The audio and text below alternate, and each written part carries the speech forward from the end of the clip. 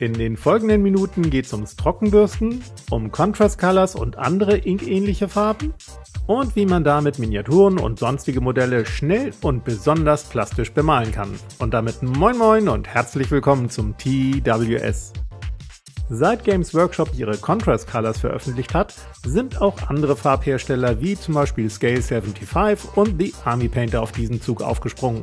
Dabei sind hochpigmentierte und zugleich flüssige Farben nichts Neues. In Fachgeschäften kann man sie seit Jahren als Inks kaufen. Dennoch haben die Contrastfarben im Tabletop-Hobby einen Trend für einfache Bemaltechniken losgetreten. Und eine besonders schnelle Technik möchte ich euch nun vorstellen, die sogenannte Slapshot-Technik. Gerade wenn es mal besonders schnell gehen soll, weil zum Beispiel am Abend eine Spielesession mit Freunden ansteht, ein neues Miniaturenbrettspiel gekauft wurde oder Unmengen von Kickstarter-Miniaturen auf Farbe warten, ist die Slapshot-Technik eine gute Möglichkeit, um der Lage Herr zu werden. Slapshot bedeutet übrigens Schlagen und Hacken, aber keine Angst, die Bemaltechnik ist völlig gewaltfrei und kindergeeignet.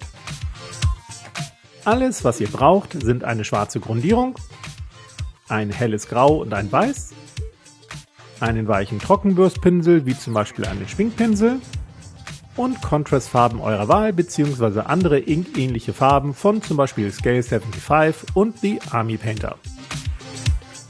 Der erste Schritt ist, eure Modelle schwarz zu grundieren, zum Beispiel mit einer Sprühgrundierung. Danach wird in 2 Stufen trocken gebürstet, und zwar zunächst mit einem hellen Grau. Nehmt dafür möglichst ein neutrales Hellgrau und keins mit einem Farbstich. Das Ziel beim Trockenbürsten ist, einen Untergrund für die Contrastfarben zu schaffen und zugleich die Vertiefung schwarz zu lassen. Bürstet also kreuz und quer über eure Figuren, aber nicht mit zu starkem Druck, damit sich die Vertiefungen nicht mit grauer Farbe füllen. Ein Tipp übrigens zum Abstreifen der Farbe: Wenn ihr viele Modelle habt, reibt den Pinsel auf dem Küchentuch nie an derselben Stelle trocken, denn durch die viele Farbe und Feuchtigkeit löst sich irgendwann der Zellstoff des Tuchs und ihr habt dann Papierfetzen im Pinsel und dann später sogar auf euren Modellen. Kurzer Zeitcheck: Das erste Trockenbürsten hat für eine Miniatur weniger als eine Minute gedauert. Für die zweite Trockenbürstschicht wird ein reines Weiß verwendet, um damit vorwiegend die Kanten und erhöhten Stellen zu betonen. Auch das dauert nur knapp eine Minute und ihr habt anschließend einen kontrastreichen Untergrund, um nun mit den Contrastfarben Speedpaints, Instant Colors oder Inks aus dem Künstlerbedarf weiterzumachen. Die Slapshot-Technik macht sich besonders bei hellen oder verdünnten Farben bemerkbar. Denn der Untergrund hat ja durchs Trockenbürsten nicht nur schwarze, graue und weiße Farbschattierung, sondern auch eine Art Textur bekommen. Diese ungleichmäßige und raue Textur gab der Slapshot-Technik wahrscheinlich auch ihren Namen.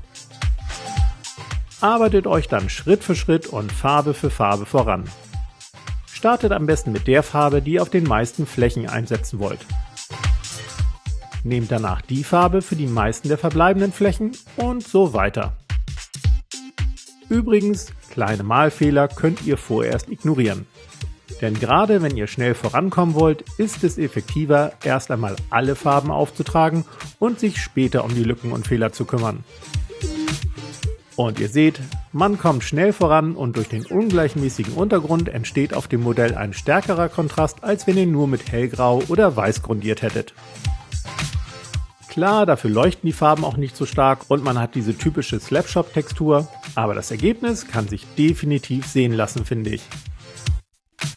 Mit verdünnten Acrylfarben funktioniert das Ganze übrigens nicht so gut, wie man hier an dieser herkömmlichen Metallfarbe sieht. Man müsste Acrylfarben jeweils individuell verdünnen und zwischendurch immer deren Deckkraft testen, damit es halbwegs funktioniert. Contrastfarben und ihre Verwandten sind da deutlich einfacher in der Handhabung. So, und wenn ihr dann mit allen Farben fertig seid, kümmert euch um eure Malfehler. Sind zum Beispiel irgendwo Lücken oder weiße Blitzer, tragt einfach den helleren angrenzenden Farbton auf und fertig. Und wer dann noch mag, kann mit normalen Acrylfarben weitere Highlights oder Kantenakzente setzen. Oder wie ich mit einem schwarzen Wash auf den Metallflächen für Kontrast sorgen. Mein Blitzpool-Spieler hat weniger als 20 Minuten reine Malzeit benötigt, das 6er-Team war entsprechend nach nur knapp 2 Stunden fertig. Die Slapshot-Technik ist also eine gute Möglichkeit, um Modelle schnell und kontrastreicher zu bemalen, als wenn ihr nur Contrastfarben verwendet. Aber egal, welche Grundierungsvarianten und Bemaltechniken ihr nutzt, Hauptsache, ihr habt Spaß, besonders wenn mal wieder ein neues Kickstarter-Paket eintrifft. In diesem Sinne, habt ein farbenfrohes Wochenende und wir sehen uns dann nächsten Freitag. Bis dann.